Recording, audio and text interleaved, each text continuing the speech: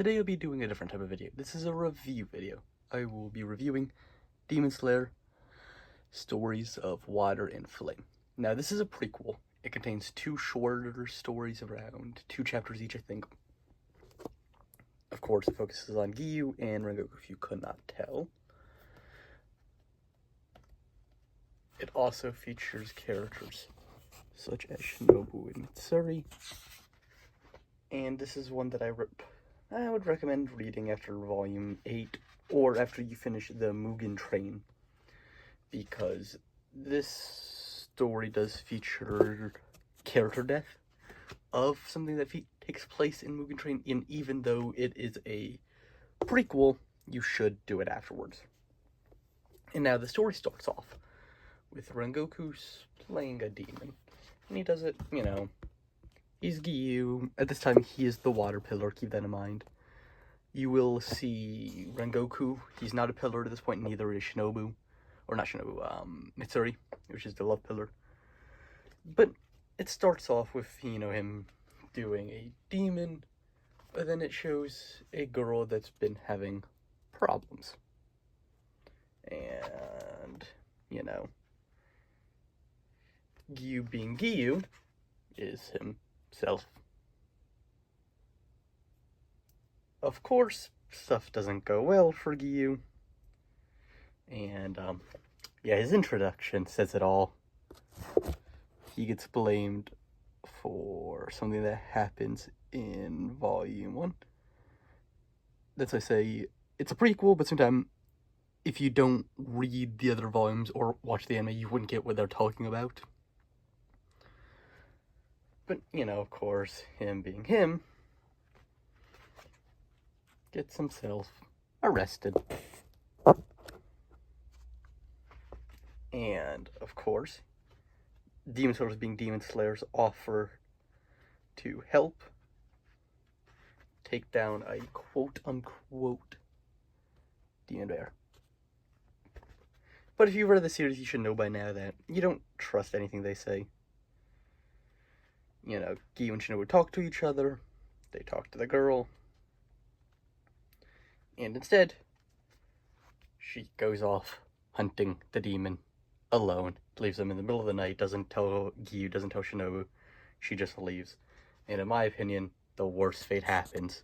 The dog dies. This is the most tragic death in the entire series. You could argue some others, but at the same time, what's the point of ruining it? She's about to die until Giyu and Shinobu step in. And I'm not going to spoil who the demon ends up being, because I think that's no fun. But it's one of those stories I'd truly recommend.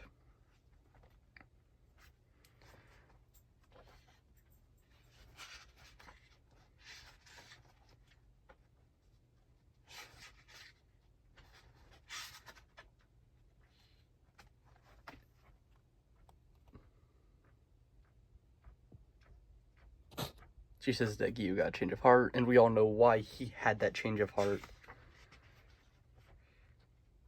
But if you haven't, he also gives a speech to Shinobu. And I'm trying to find the page.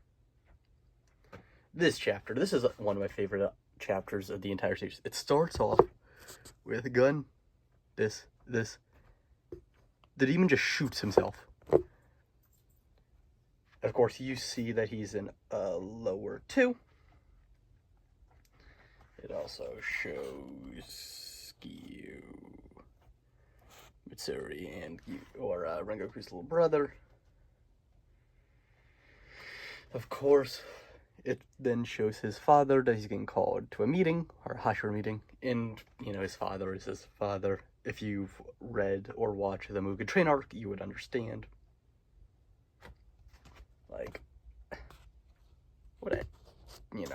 Not a decent father. But yeah. Rengoku decides to go in his place.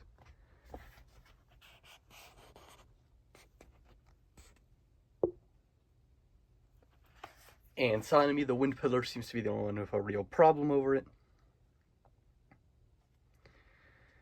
they then have to go to, I think it's Kyoto, but I just passed over that page. Tokyo. They go to Tokyo. I've been reading too much JJK. A little boy trips, blames Missouri because of the hair. And translation and official translations are different. You guys tell which one you read more. An explosion happens. And before this, Rengoku said to basically make sure you guys prioritize civilians, because I think that's just the type of person Rengoku is. You see the demon, lower 2. Now this demon is, in my opinion, one of the best in the entire series. And I understand that's like, wow, you know, you'd say that about a side series demon, but it's like, this panel, in my opinion, shows all that you really need to know. Like, bro's awesome. It is not even his main, like, you know, thing. I'm trying to find the panel real quick.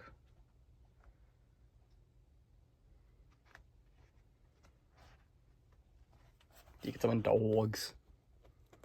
It's awesome.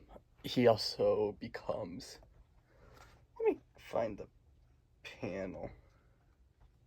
This also shows Mitsuri becoming the love pillar, or not the love pillar, but her, you know, breathing form. Like I said, Bro becomes a furry. You later find out that he had beef with his father, but because, you know, the Rengoku family genes are strong, he confused them, and yeah.